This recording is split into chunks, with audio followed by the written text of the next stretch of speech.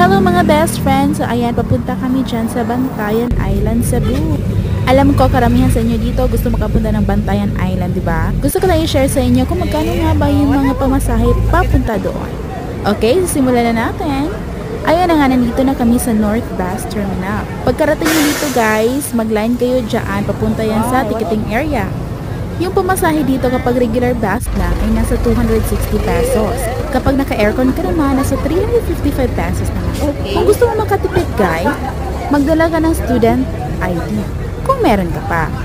So ayan, nasa loob na kami ng bus. Aircon yung nasakyan namin kaya yung pamasahe namin dito is 355.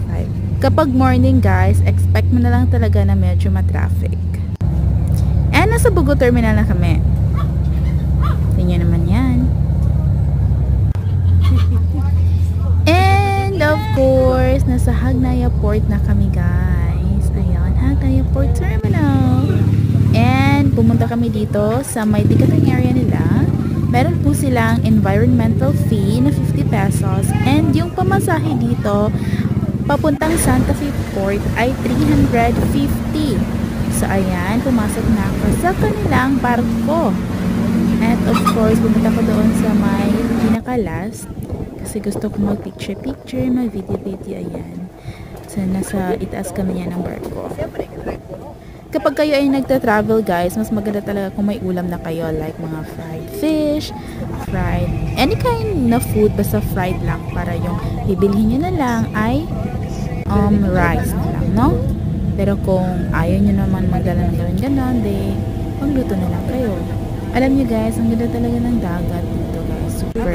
Super linis ng dagat ng Bantayan Island, Cebu. As in, hindi mo talaga makikita na may basura sa gilid. Preserve talaga nila ang spots na ito. So ayan, nakababa na nga kami. And ayan, lakad-lakad lang.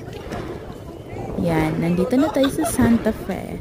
Santa Fe, Cebu. So, papunta kami dyan sa may tricycle. Kasi pupunta kami doon sa room na rerentahan namin. So, ayan. 30 pesos lang po yung pamasahe dito. Nakadepende kung saang room kayo pupunta. Sa mga nagtatanong kung magkano daw pa yung mga room, meron po akong may recommend sa inyo guys. Nasa 1,200 to 1,500 lang. At aircon na yan. Malinis po yung room na narentahan namin. And mabait din po yung owner. Kaya sa gusto makatipid dyan, mag-comment lang po kayo sa baba. Okay? So, see you sa ating mga next video guys. And pwede kayo mag-comment ha.